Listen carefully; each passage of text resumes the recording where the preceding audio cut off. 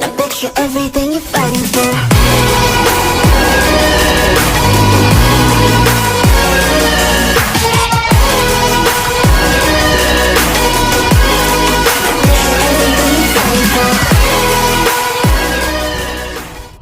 Hello everyone, welcome back to my YouTube channel Vstrom Imran, and in this video I am going to answer all your questions, the most asked questions about Suzuki Vstrom SX.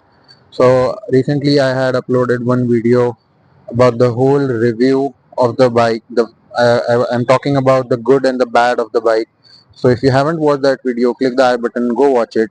And if that video doesn't answer your question, then I am here for you.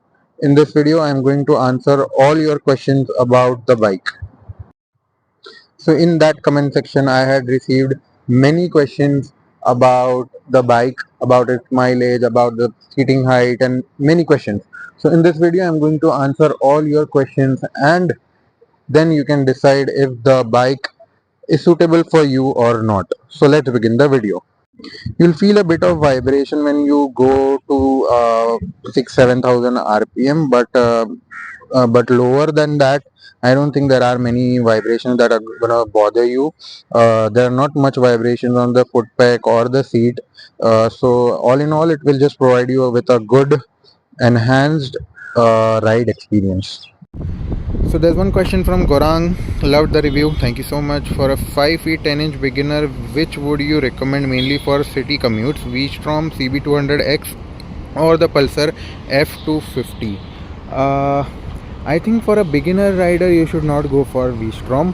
CB200X on the other hand is also not a good option. From the given option, I think the Pulsar F250 would be a better option for you, because I think this is a very heavy bike when you add even on more weight, and you are a beginner rider. For that, I guess you should go for the Pulsar.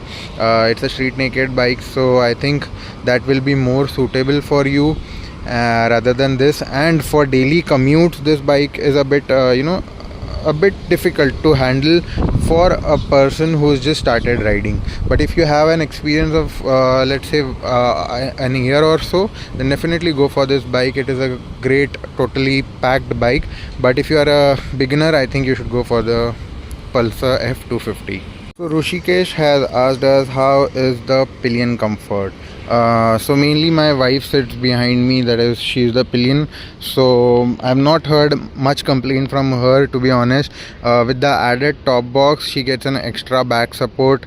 The seat width is, to be honest, very big, and to be honest, very comfortable to sit on. The seat can be more a bit softer, but to be honest, it's doable.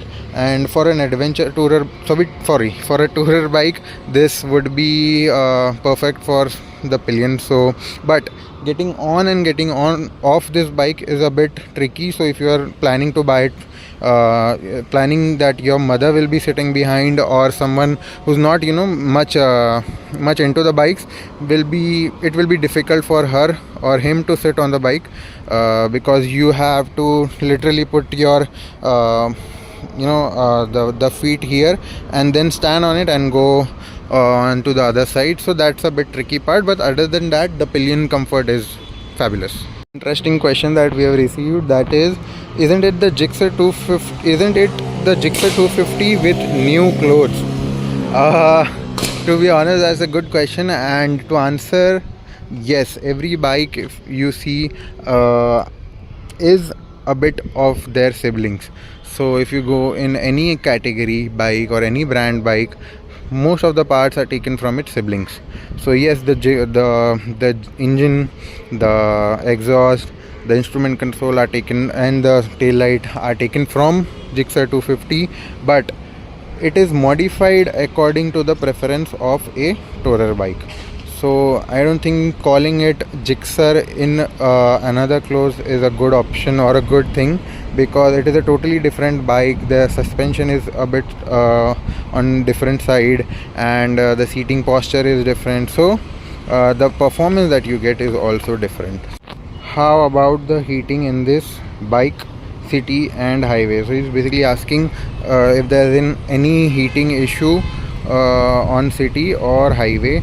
I have ridden this bike for almost 9,000 kilometers now, and to be honest, there are very rare chances that I have felt any heat on my legs.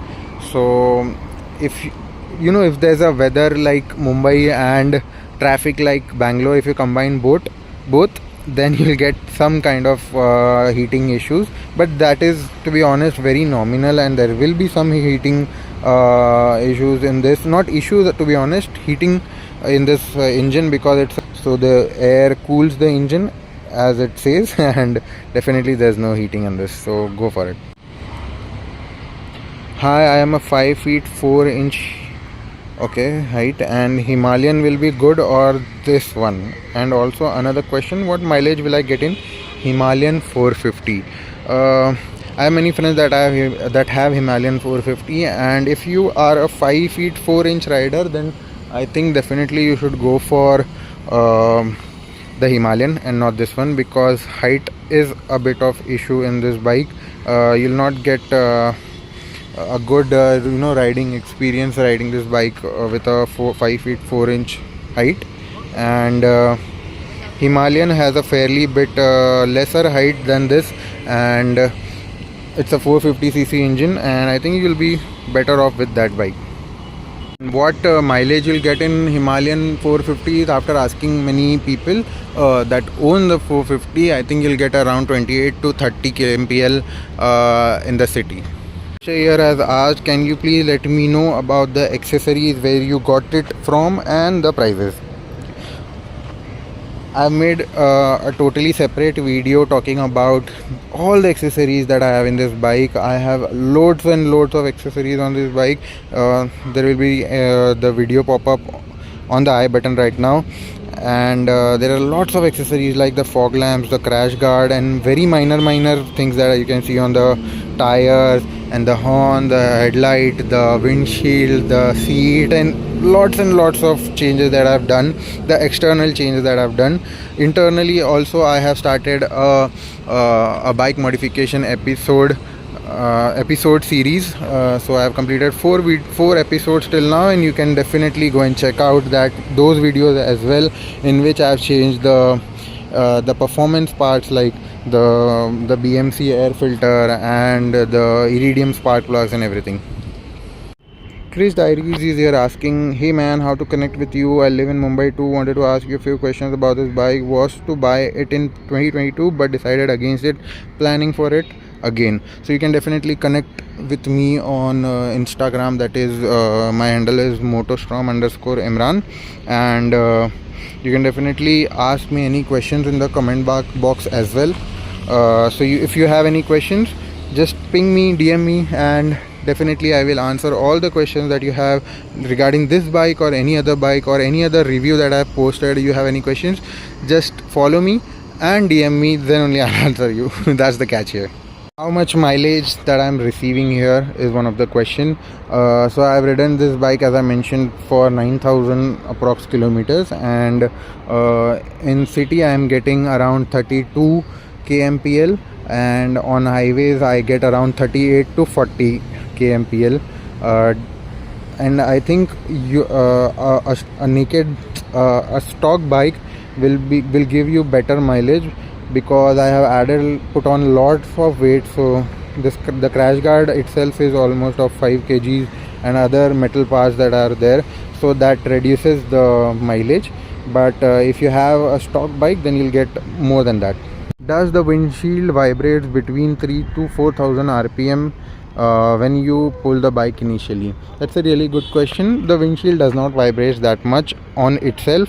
I have put this extended visor. Because of this vibrates a bit more, but on the other hand, if you have a stock bike and you just have this part, this windshield as it is, then it will vibrate. Definitely there will be this much of vibration, but not that much that will bother you.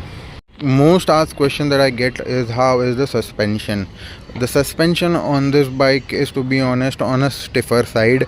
You can't compare this with an X-Pulse, which is an off-roading bike, I would say. This on itself is a tourer bike, and Suzuki does not promote this bike as a adventure tourer or adventure bike. So when it comes to city riding, yes, it's a bit on a stiffer side, and if you go on off-roading, you'll definitely feel much jumping and all. But the suspension, I would say, for city riding is decent enough, and you can be comfortable, and you don't need to take it on extreme off-roading, but definitely it can handle good amount of potholes and a bit of off-roading. Also, I wanted to make an appeal. If you are from Navi Mumbai and you have a Vstrom, let's connect, let's go on a small ride. So you can just DM me on Instagram, that is Vstrom_Imran, and we can just do a little bit of small ride, breakfast ride, and we can just hang out together. So that is all from this video, guys. Hope I have answered all your questions. I have received these many questions and much more as well, but I thought those questions were not much relevant for everyone, so I only picked few and answered those. But still, if you have any questions, you can just drop it in the comment section, or you can message me on Instagram. It is your choice. I have lots of videos on Vstrom on my channel. Go check it out, subscribe to my channel, and if you think that this video helped you in any bit, and if I cleared your mind about this bike, if you want to buy this or not, then please do leave a like and subscribe.